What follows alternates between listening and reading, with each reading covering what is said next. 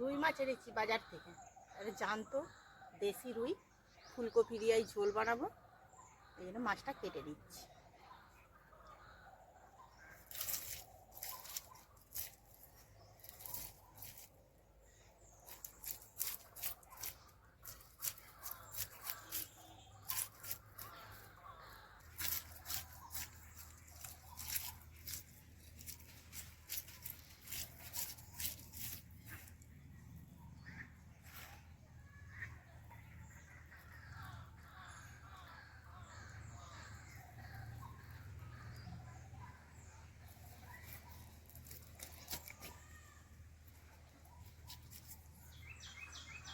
রক্ত দেখুন, দেশি টাটকা রুই তো। এই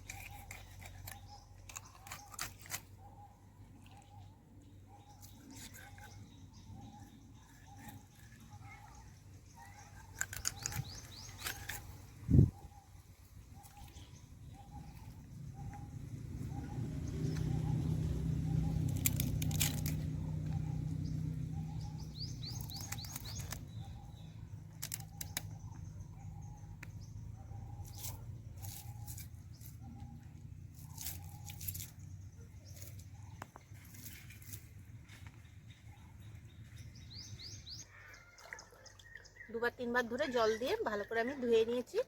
এবার মাছটা আমি তুলে নিচ্ছি।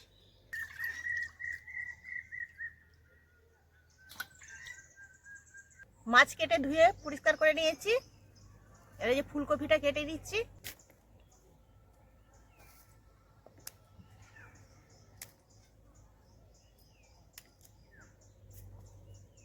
একটু বড় বড় সাইজ করে কাটছি, মাছ দিয়ে ঝোল করব বলে।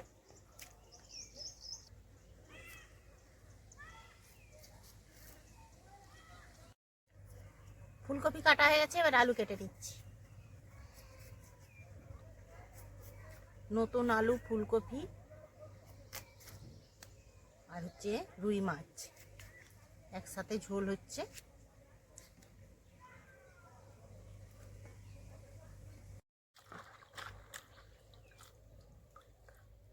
ফুলকপি আলুটা ধুয়ে নিলাম।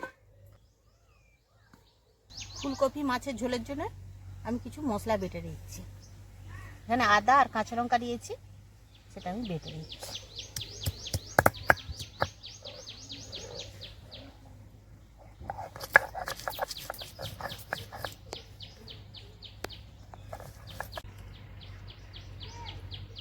আদা কাঁচা লঙ্কা বাটা হয়ে গেছে, আমি তুলে নিচ্ছি।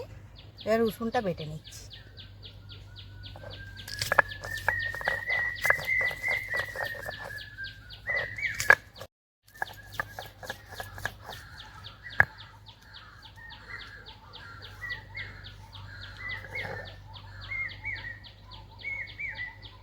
রসুনটা বাটা হয়ে গেছে, আমি তুলে নিলাম। এরপর আমি কুচানো পেঁয়াজগুলো বেটে নিচ্ছি।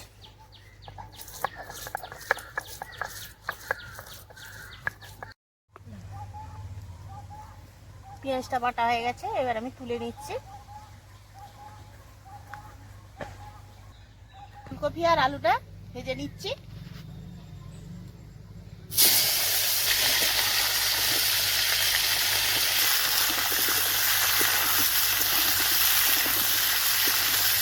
এরপর দিয়ে দিচ্ছি নুন, এরপর দিয়ে দিচ্ছি হলুদের গুঁড়ো,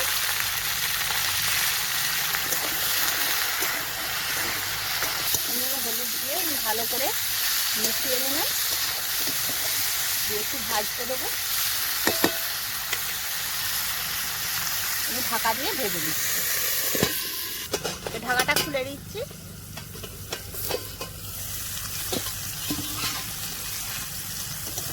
ফুলকপি আলুটা আমি মাঝে মাঝে ঢাকা খুলে খুলে নেড়ে নেড়ে দিয়েছি।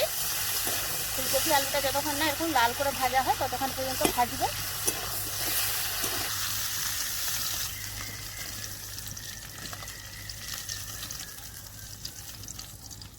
এই তেলের মধ্যে দিয়ে দিচ্ছি আর একটু সরষের তেল। মাছটা ধুয়ে নুন মাখিয়ে রেখেছিলাম, এবার হলুদ মাখিয়ে নিচ্ছি। তেলটা গরম হয়ে গেছে, মাছটা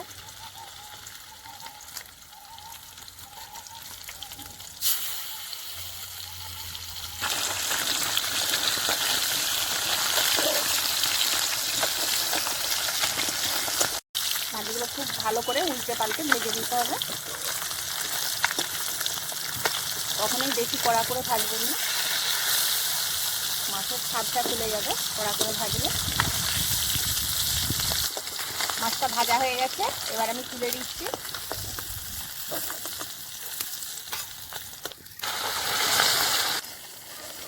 মাছের মাথাটা ভালো করে উল্টে পাল্টে আমি ভেজে নিয়েছি। খুব ভালো করে ভেজেছি, কেন গোটা রেখেছি তো মাছের মাথাটা। মাছের যে তেলটা বেঁচেছে এই তেলের মধ্যে আমি আর একটু সরষের তেল দিয়ে দিচ্ছি। এখানে আমি গোটা জিরে আর শুকনো লঙ্কা আর তেজপাতা একসাথে দিয়ে দিচ্ছি।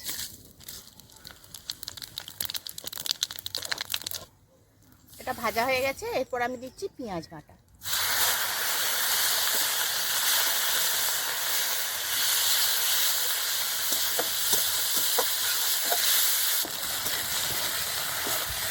পেঁয়াজটা লাল করে ভেজে নিয়েছি, এরপর আমি দিয়ে দেবো রসুন বাটা।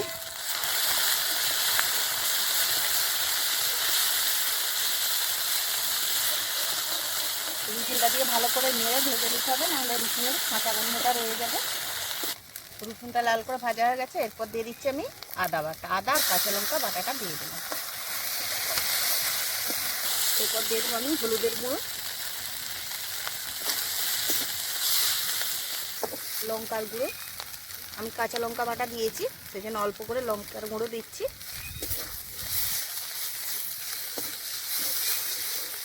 এরপর দিয়ে দেবো একটু জল।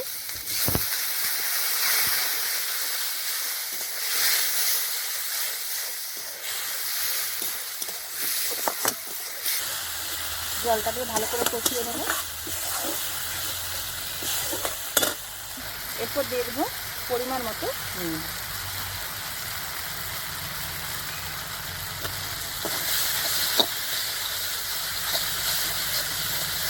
এরপর দিয়ে দিচ্ছি আমি টমেটো একটা।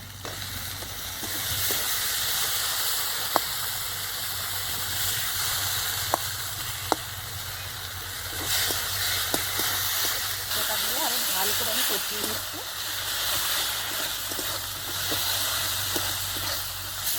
এরপর আমি ভেজে রাখা ফুলকপি আর আলুটা দিয়ে দিচ্ছি।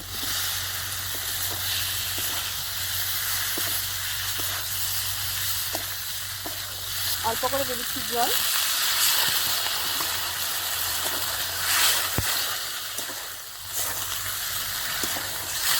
জল দিয়ে এই মশলাটা ফুলকপি আর আলুর সাথে মিশে যাবে ভালো করে, সেজন্য একটু জল দিয়ে দিলাম। এরপর দিয়ে দিচ্ছি আমি ধনে পাতা।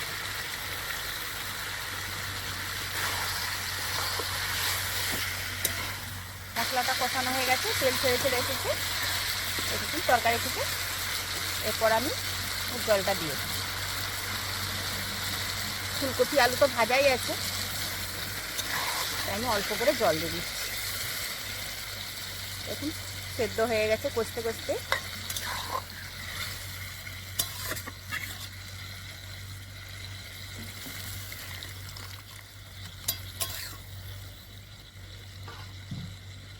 এরপর আমি মাছটা দিয়ে দিচ্ছি।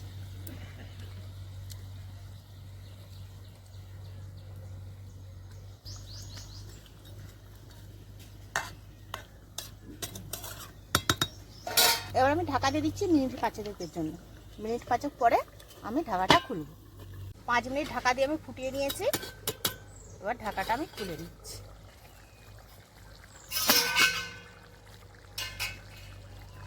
এবার অল্প করে আমি দিয়ে দিচ্ছি চিনি।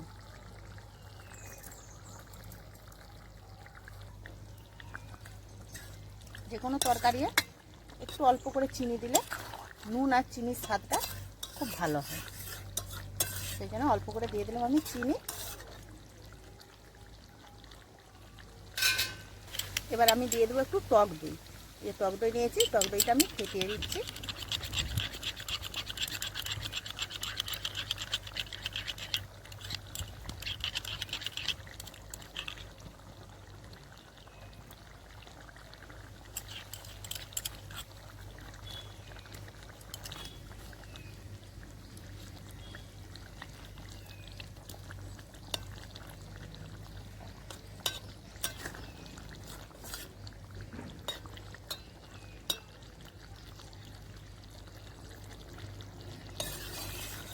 অল্প করে একটু ঝোল রেখেছি। এরপর আমি নামিয়ে নিচ্ছি, ঢেলে নিচ্ছি।